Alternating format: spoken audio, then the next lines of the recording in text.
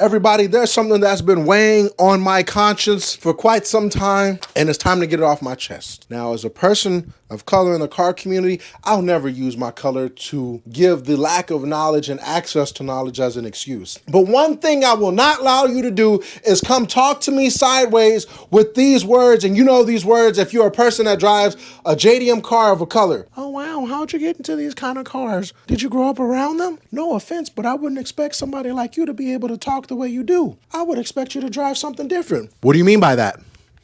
What do you mean by that? What do you mean by that? Oh, you thought you wanted to see a nigga in a Hellcat. Oh, shit. They let a nigga get a Hellcat. They done f***ed up today.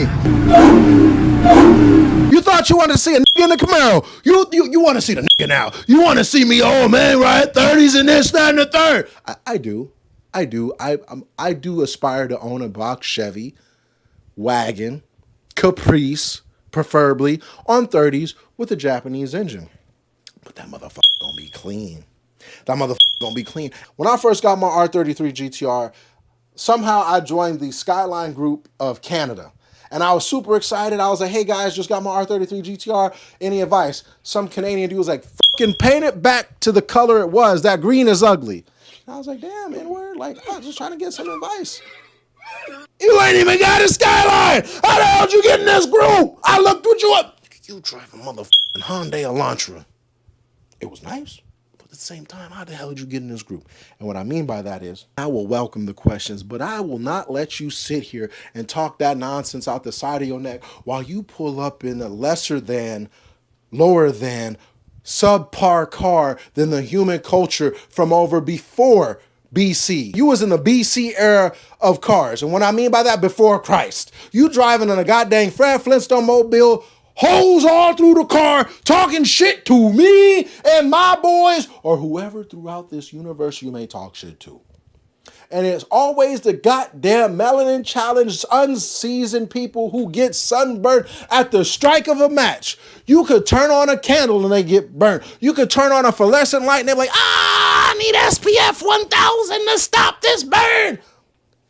It don't always be them, but a majority, 80% of them, be them. And what I mean to tell you is stay in your lane, because it's so hard. It's so hard not to say something so out of pocket. And if people know me, and if you know me well, I get out of pocket quickly. You want to talk about mothers? If you want an ethnic person, they are always hiding. They are always on their shoulder. And trust me, I've seen it at car meets where somebody say something out of pocket to somebody else and shouldn't have said that one right there. I love the people who say, personally, if that wasn't me, I wouldn't take it. You shut up. Shut up. You just trying to say something so somebody can look at your goddamn 2012 stock Honda Accord. Nothing wrong with Honda Accords. Honda Accords are a great and valuable car that are reliable. But don't bring the attention to yourself when you don't want the attention on you in the first place, because you will get grilled faster than chicken on a Sunday. And now to my next topic. It's going to be an uncomfortable day, people. I myself have always felt that if you got it, use it while you got it. For the people of the OF community, get your money while you can get it. Because once you ain't got it, it's gone. And what I mean by that is looks aren't forever, beauty aren't forever, but make sure whatever you get with that money, you invest it. If you're paying off your debt, if you're paying off something that you aspire to get, don't just frivolously spend your money just because you're getting. Now, I personally know a few people that do that platform, male and female, and they are getting their money. Some of them putting their families to get their papers. That way they can get on and have generational wealth. Some of them are trying to make sure they pay off their degrees, and some of them are trying to pay off their debts. Whatever they're doing, the people I personally know are trying to improve themselves so that way they can put the past behind them. But make sure that you look after yourself, because the internet is forever. Now, there's tasteful ways to do it, and there's downright nasty ways to do it. So, little backstory here. Back in my day, kids, and no, Uncle Gary didn't do any of this kind of content. Back in my day, you had Playboy. And the biggest honor you could have is being a Playboy in the centerfold or on the cover of that. That no longer exists. Hustler magazine, I think that exists. I think these two still exist, but it's not as honorable as it was today as it was in the past. Now, all those household names are still relevant, but not as much today, where you can see XYZ who works at Walgreens for $3 a month do they shenanigans, where you can see old boy who works at motherfucking construction site doing their business. But for the people who do that, do not put down the people who have a normal 9 to 5. That is my biggest pet peeve. Oh, you just mad because you're not me. Let me put this simply and in a way you can understand. You have no talent at times. If the internet was taken away today, what would you do? You'd probably crumble up and cry because you've lost your platform. I know right now if the internet shuts down right now, if the internet, there's no more internet. And for people who don't think that's real, think about it. Texas took away the P-Hub. And you're like, who uses P-Hub? A lot of people.